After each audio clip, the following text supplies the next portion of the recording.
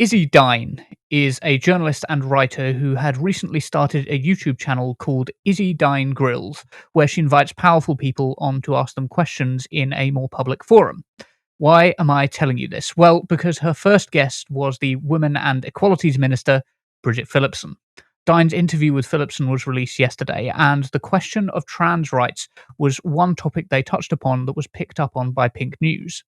In light of the Supreme Court ruling and the the EHRC, withdrawing their original advice that suggested that it would be inappropriate for trans men to use either the men's or women's bathroom, trans people have been left in limbo as to what they do in terms of bathrooms.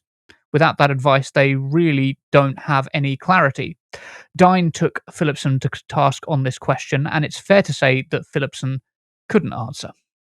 You said in a statement in April that you think trans women shouldn't use the women's bathroom. Now, I'm a trans woman, and I just was curious what bathroom you think people like me should be using.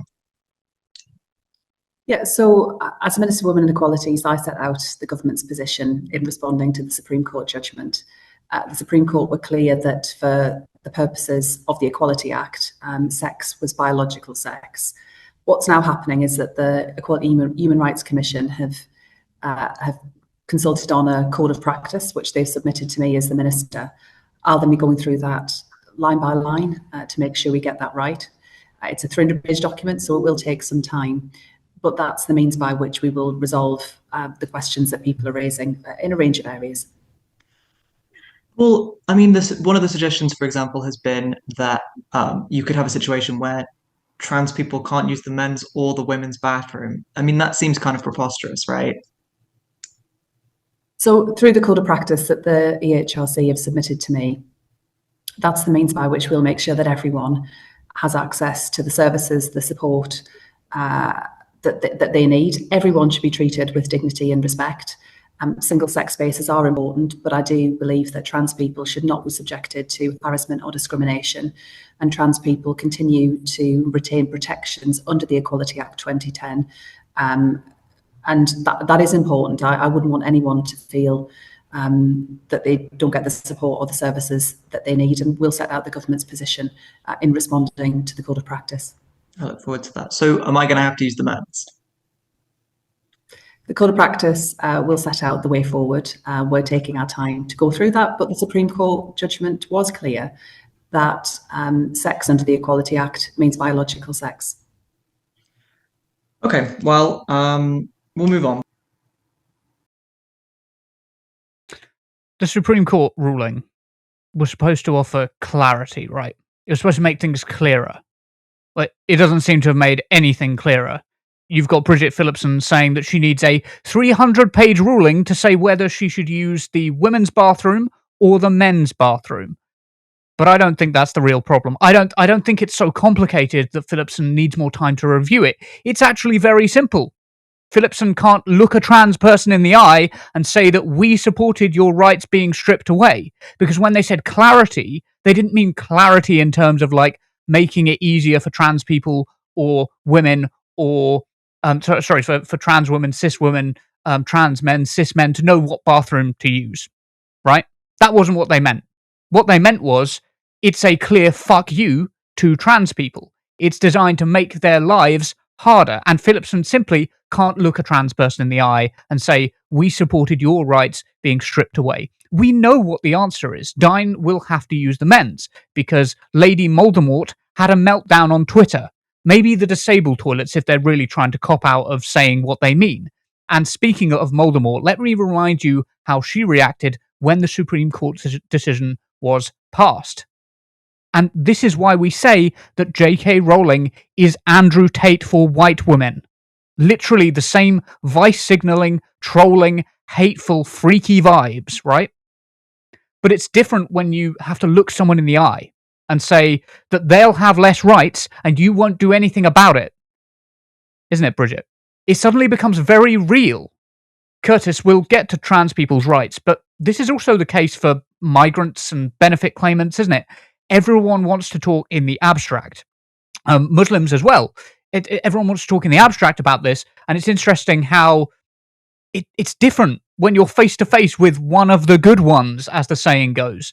When they're actually made to look people in the eye, these people are fucking cowards. Well, I mean, I disagree with you where she said she couldn't look that person in the eye. She did look her in the eye and straight up said you should be used in the men's bathroom. Okay, she didn't say it, but the question was, as a trans woman, am I forced to go in the men's bathroom? And she said, basically, the court ruling is final. It's biological sex. And she looked her in the eye when she said that. So it's even worse. It's not even that they show some kind of empathy there. She just straight up said it. You're absolutely right. So the framing of this debate in this country is that you've got the sort of transphobe and the gender critical side. They are the common sense people, right? Man is a man, woman's a woman. Social progressives like us on the left, we have the crazy weird position. A man can't be a woman. That's the narrative. But it's extremely ironic that basically if you take the policy of the gender criticals, it's not common sense. It's added less clarity. Let's think about this for a second. So beforehand, when we could just say, you can go into the bathroom you identify, that was it. That was literally it. Wasn't a bother. Never really said anything. We had that policy for years and people got on with their lives. Now the Supreme Court ruling has happened. Well, what the hell's going on? Now you've added far more complexity to the issue.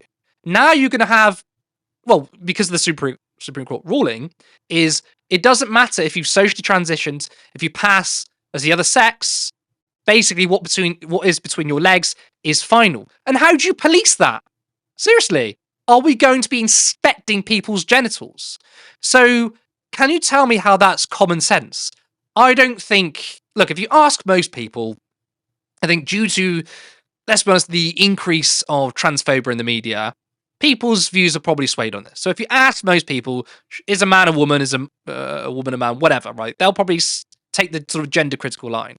But then if you say, do you support, I don't know, vigilantes or toilet police, fucking toilet police looking between people's legs, majority of people are going to be like, no, because not only is this harmful to the wider public, it's harmful to women. So I find this incredibly ironic. Now, unfortunately, it's one of those things which the gender criticals, the transphobes, the right wing have over us in terms of narrative. Because if you go on TV and someone says, can a woman have a penis? And someone goes, well, no, of course not. No, a man's got a dick, a woman's got a vagina. That's it. That's seen as common sense. And then obviously recently Zach Polanski went on Piers Morgan. He goes, no. And obviously tries to explain himself. Usually you get cut off. In terms of narrative, yeah, we are in the weaker position because people are like, that's crazy, that's weird. But when you follow the policy to its logical conclusion, this is what you get. As you said, 300-page document. You're getting Bridget Phillipson and other people sidestepping the issue saying, well, I'm not really going to directly answer your question, but I'm going to refer to the Supreme Court, which now adds more complexity. It puts trans people in a situation where they don't know where to go. And also, what I find really frustrating is Bridget Phillipson there and other people saying, even though we're going to hold up this gender critical line of biological essentialism, we respect trans people. Now, I'm sorry, but you can't respect a particular group, particularly trans people, if the policies and legislation doesn't also support it. It's like saying, we're not going to give you equal rights, but we mean well.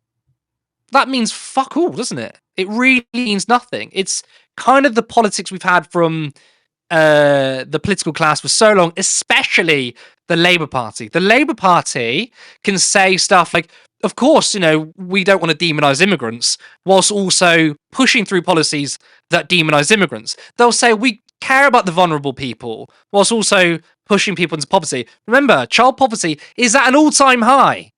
This is supposed to be the Labour Party. I know people were disappointed in the party, but the idea that they were going to oversee the highest rate of child poverty in history, I'm not surprised. So the rhetoric doesn't match the policy. To steal one of your lines, by the way, which also I think you stole from somebody else, and we're all sharing each other's lines here. When you come across someone, because there's going to be people, especially who you say they're on the left, watching this and saying, you guys are crazy, they buy into gender critical arguments. A surrogate mother, right? Someone who's adopted a child. Do we say they're not really mothers? Someone says, this is my son. and then they go, look, I adopted this my son 5 years ago. Would it be reasonable to say, you're not really a mother? You're not biologically a mother. You are not a mother. You are just pretending to be one. This is not common sense. This is wokeness. You'd be like, what the hell? The reason why we call them a mother, because it's socially accepted to care for someone, right? There are social norms that we buy into, and that relates to trans people, right? You are the identity that you identify with because you are adhering to societal norms of what a particular gender is, regardless of your biology. And then there's obviously other arguments where you say, actually, you can change your biology because, due to science, we can physically change our biology. I mean, we're changing our biology when we take medicine, for example, in a small way. So this is the logical conclusion of the transphobic gender critical argument, which has thrown up more questions, which has put more people in danger, not just trans people, but cis women too. But the point isn't a logical, common sense approach. The point is just being cruel. Yeah, I do feel like if our definitions are going to be useful, they've got to be looked at in terms of their utility value. And the utility value of a trans-inclusive definition is just so much wider than the insistence that, no, the world is the way that I thought it was from birth, and I've come up with an idea of how the world should be, and I want to twist the world and kind of make it fit my theory of how the world should be. And of course, the point is, in this case, is to basically exclude trans people from public life. I do still disagree. I think that Bridget Phillipson is being cowardly because she's not owning up to it. If you see what I mean, she's not. Yeah. She's not being full frontal about it. Like if she was being full frontal about it, she'd be taking the J.K. Rowling position, which effectively what the government has done is taken the J.K. Rowling position without the cigar and the soft Andrew Tate stuff. And gone, well, and said, oh, well, you're a man. Because that is, I mean, clearly that's what Bridget Phillipson thinks. Or at least that's what she's been told in terms of policy to put forward as. And I think that's, I think if you're going to be transphobic, you should just do it with your full chest. Just do it with your full chest so that we can stop pretending that the Labour Party is anything other than reform/conservative light in terms of its policy making nowadays. The standard way of making a policy in the Labour Party now seems to be to ask the question, what would Nigel Farage do? Soften that policy by about 5% and then put it out to the public. It's wild. It's wild.